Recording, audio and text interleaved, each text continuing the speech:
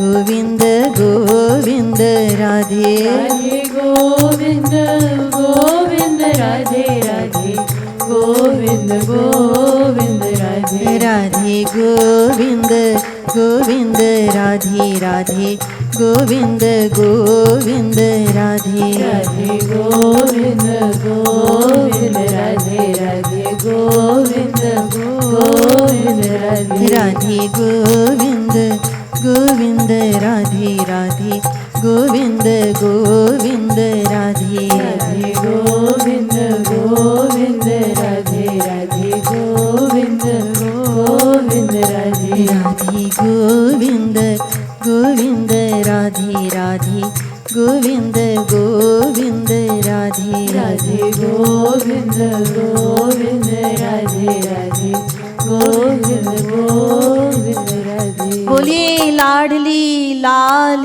की। So the time is up, but I'd like to take a little more time just to finish my thoughts. So I was talking about Rup Dhyan. Shri Maharaj tells us that we have 5 physical senses of sight, sound, smell, taste, and touch. So while doing Rup Dhyan, Shri Maharaj tells us that the subject of the eyes is form. And during Rup Dhyan, we bring the form of Shri Radha Krishna in front of us. And even if we cannot create a mental image of their divine form in our own mind, we must still try. And of course, we always have the option of taking the help of a picture or a deity, of course. Shri Maharaj tells us that while we're doing Rup Dhyan, if we cannot visualize them fully, even a part of Shri Radha Krishna, part of their body, their decoration, their ornaments, doesn't matter. It is enough. Because their decorations, their divine body, and their clothes, everything is part of their divine personality. They're not separate, they're synonymous. So it is enough. So Shri Maharaj tells us that in this way, we add our feelings, imbue our feelings of love and affinity, and lovingly, fondly remember them. So we try to perceive their divine form in our own mind. Second, the subject of the ears is sound. So when we're doing Rup Dhyan, try to imagine that Shri Radha Krishna are talking to you. Try to listen to their sweet, melodious voice. Sweet, melodious voice. They're surrounded by peacocks and various other kinds of birds, producing cacophony. Try to listen, hear that. They're walking leisurely. Try to hear the sound of their anklets. And drown your mind in those various divine notes, in those divine melodies. The subject of the nose is smell. When we do Rup Dhyan, try to imagine that divine fragrance is emanating from the divine body of Shri Radha Krishna. They're leisurely walking in a kunj, and all the flowers that are blossoming and growing and blooming there, they are radiating a very exquisite, enticing smell, fragrance. So the subject of the palate is taste. So Shri Maharaj tells us, assume yourself as a Sakhi, and you're standing in front of Shri Radha Krishna. And present over there is Shri Maharaji also, in the form as the dearest and the most intimate personal Sakhi of Shri Radharani. And the name of this Sakhi is Kripalu Sakhi. Kripalu Sakhi. So Kripalu Sakhi gives you Charnamrit of Shri Radharani. Try to feel and relish the sweetness of that Charnamrit in your mind. Out of her causeless mercy, Shri Radharani gives pan to Kripalu Sakhi. And to grow your sadhana, Kripalu Sakhi gives it to you.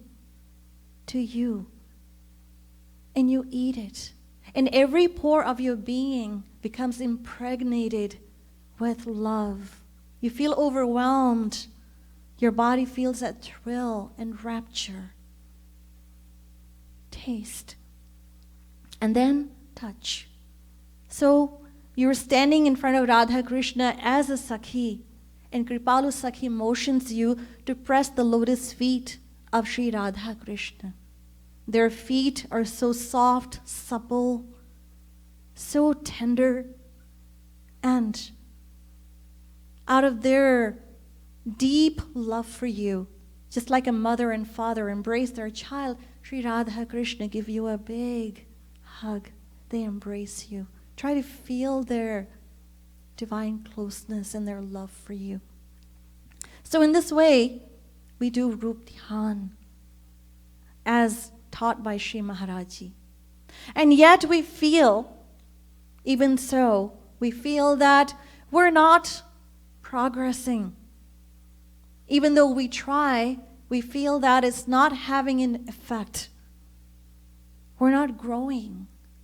Why? What is the reason? So once a disciple asked his guru that people ask why they don't receive the benefit of satsang. What is the reason? My mind is struck by the same question. So the guru said to the disciple, go bring a pot of wine. Pot of wine. So the disciple was shocked. Guru and wine? That kind of sounds bizarre. Anyway, so the guru said, what are you thinking about? Go get it. So he did. He brought it. He placed it. And the guru said, drink it. So the disciple was stupefied. Now I brought it. That's not enough. And now I have to drink it. But the guru said, bear in mind one thing. Put it in your mouth, but spit it out. Don't let it go down. So soon enough, he went through the entire pot. So the guru asked, did you feel drunk? Do you feel drunk? Do you feel intoxicated? The disciple said no. So the guru said, but you just went through the entire pot. And the disciple said, yes, that is true. But how could I get intoxicated when I didn't even let a drop, not even a drop, go down? If I had allowed a drop, some of it to go down, I would have gotten. So the point here is that devotion, sadhana, bhakti, it should not be practiced at a superficial level. No.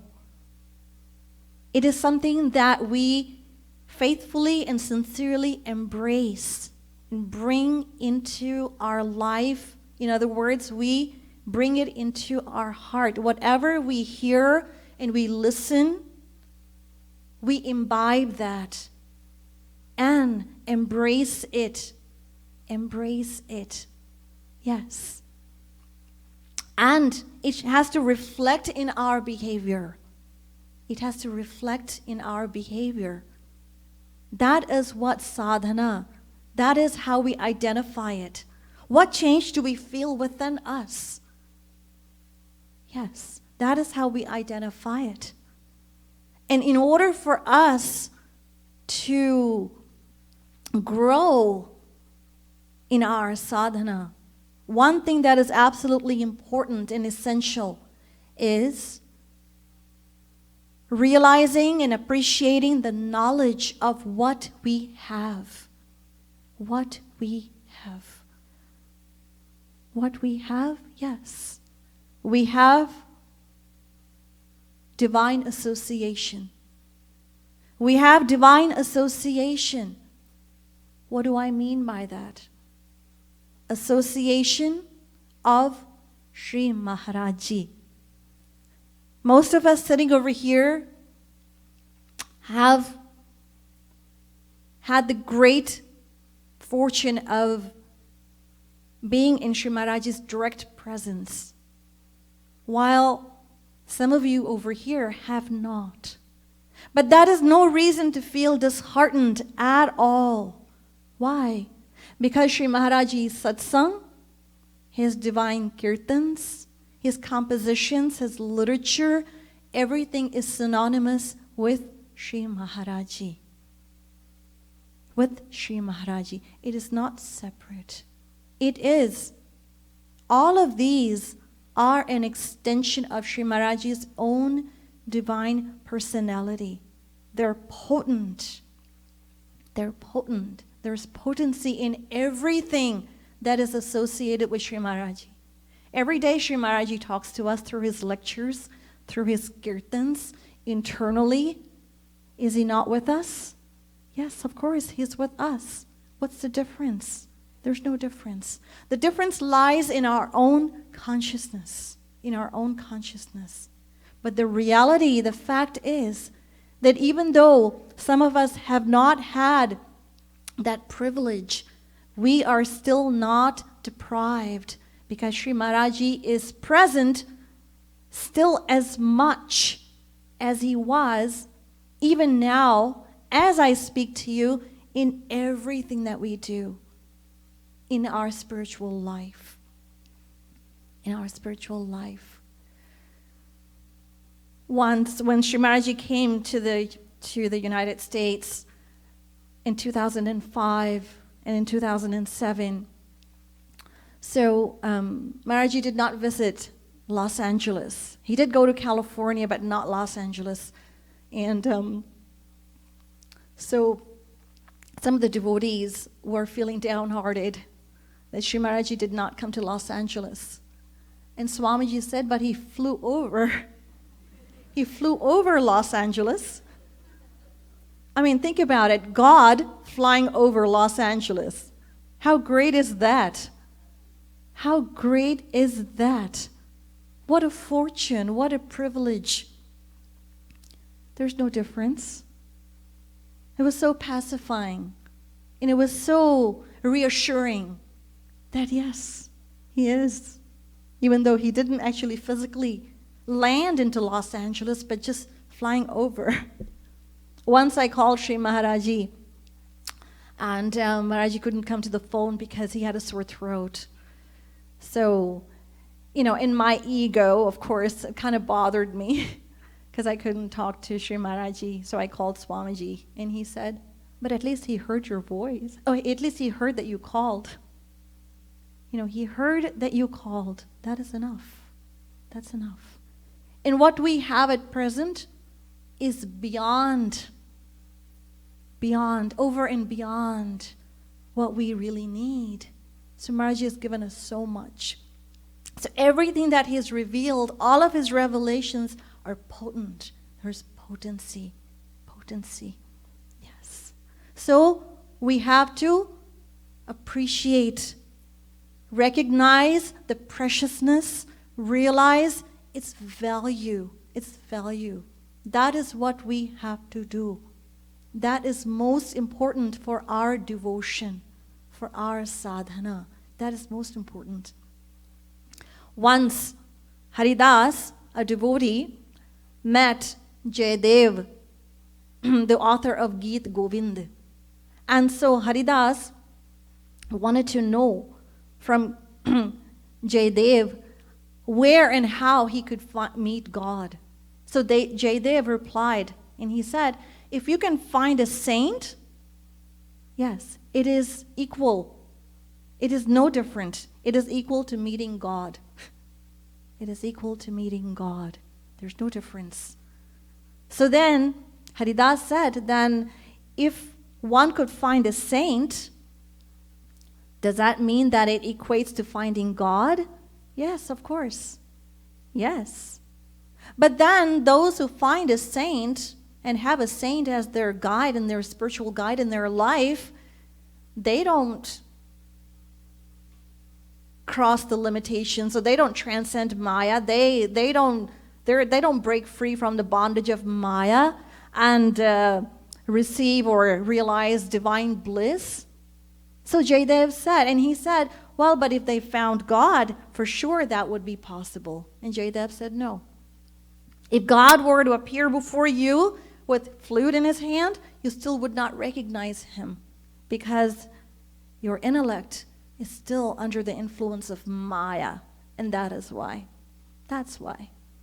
The point is that if someone meets a saint, gets to talk to a saint, gets a hug from a saint, gets prasad from a saint, and the person thinks they didn't feel anything. They didn't feel anything. Yes. Why? Because they didn't realize the value of that association. The value of that association. It's just like if somebody finds a ring that's worth hundreds of thousands of dollars, but they don't realize its value, its worth, so they just keep tossing it around. Doesn't matter. They don't have that feeling within that it's worth so much. It is worth so much. They don't have that appreciation because they don't know the value. They don't know the worth. So they cannot derive that pleasure or that joy from owning that. So realizing the association, realizing the value of what we have. It's not, this satsang of Maharaji is about being real. It's about being serious. It's not about being casual. It is not about any kind of, it's not fun. No, it's not about being creative. It's about getting our act together. That's what it's about. That's what it's about. Get real. Time is short. Yes. Yes, that's what it's about. So the value of that association, which we have now as I speak to you. What we have, what have we received? That eternal treasure personified. I have it in my heart. Every day I have that blessing in my life. How blessed I am, how fortunate I am. Beyond our imagination. Once during the time of Mahaprabhuji, Chaitanya Mahaprabhuji was going somewhere and he was chanting Hare Ram, Ram Ram, Hare Hare, Hare Krishna, Krishna Krishna, Hare Hare, with his devotees were following behind him. And Mahaprabhuji, he walked farther down the road, and so along the way he felt thirsty, but there was no water to be found. So what happened was, coming from the opposite direction, there was a man with an earthen pot on his head. So Mahaprabhuji inquired of him and he asked, do you have water? And he said, I don't have any water, but I have buttermilk. I have chach. So he put it down and then Mahaprabhuji drank it. He drank the whole thing. And he said it was very yummy. It was very tasty. And the man said, well, give me money. Pay me. So Mahaprabhuji said, I don't have any money. But the man was so impressed and stunned. He was so mesmerized by Mahaprabhuji's, just his aura and his divinity. And he didn't say anything. And he thought that he will collect the money from his entourage. So when he approached them and he asked them for money. So Nityanand Prabhu was there and he said, well, our Lord is there. He's walking in front of us. If he doesn't have it, how do you think we have it? Well, how do you think that we have it? So then, anyway, he didn't say anything. And because, he was pretty impressed even by them, all of his devotees. And anyway, when he went home and he placed his pot, he took it off his head and he set it on the ground and he saw that it was filled with pearls and diamonds. And for a moment he felt thrilled, but in the next moment he felt remorseful. And he thought, if Mahaprabhuji, just by Mahaprabhuji touching this earthen pot, if this is what can happen to the pot, what could have happened to me if he touched me? If he had touched me, what could have happened? What could have happened? So he rushed back to Mahaprabhuji, and because Mahaprabhuji hadn't gone too far, he went running to him and he threw himself at his lotus feet and he begged him yearningly, and he said, please, please bestow that treasure of divine love that you have, that bhakti that you have. Please, please give that to me.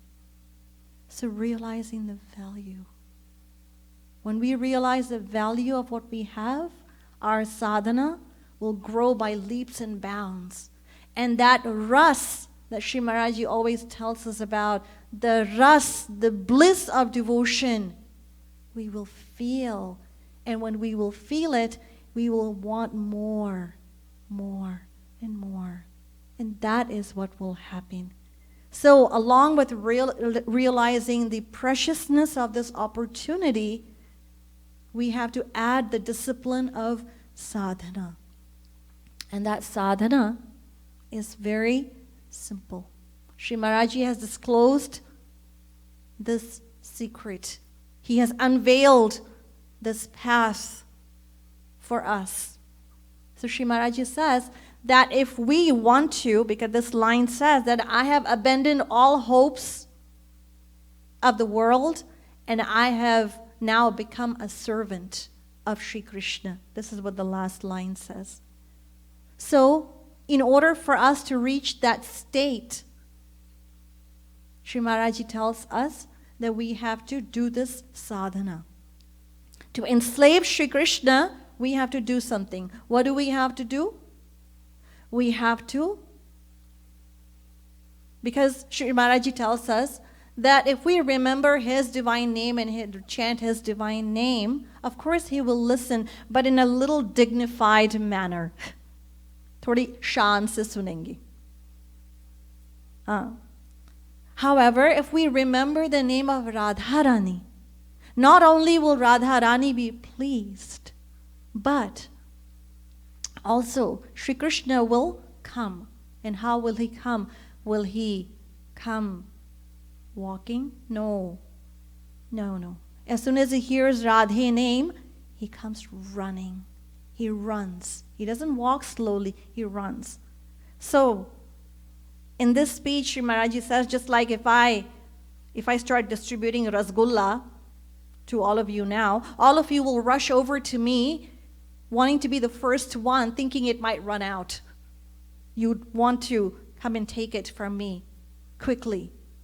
So, as soon as Shri Krishna hears Radhe name, he comes running. He comes running to that devotee. That's what he does. That's what he does. So, Shri Maharaj says, just like in the world, if somebody has a weakness, if somebody has a certain, everybody has a weakness. So if somebody knows that they want to get something from a person, if they know, like, okay, this person is a slave to alcohol, and they place alcohol in front of them, they can get just about anything they want from that person because they know their weakness. So give something. So Shri Krishna's weakness, as Shri Maharaj tells us, is Radhe name. As soon as he hears Radhe name, he runs. He runs. He runs to that place.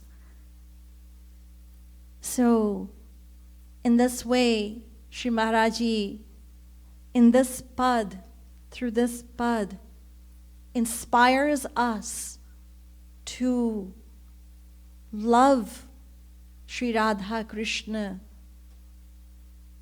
deepen and intensify our love and our bhakti to them by realizing the preciousness of this opportunity at hand, while engaging our heart and mind in the loving remembrance, singing their glories and their leelas and their virtues, and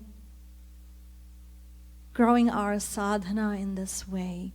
And one day when our sadhana will be perfected, then sada pashyanti suryaha tad vishnoha paramam padam.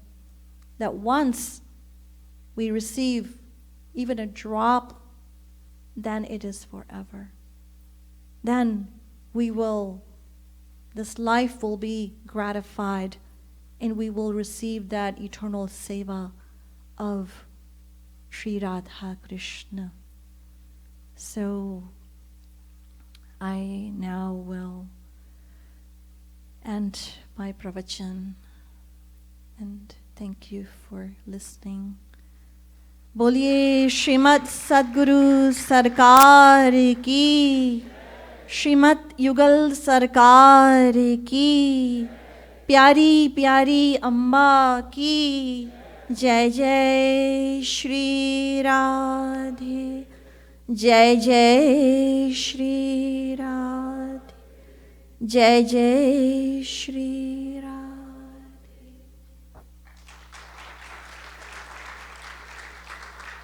So I know I went 25 minutes over. Believe it or not, I cut my speech short, else you would have been sitting here until 9:30. But thank you, though, for your patience. Radhe Radhe.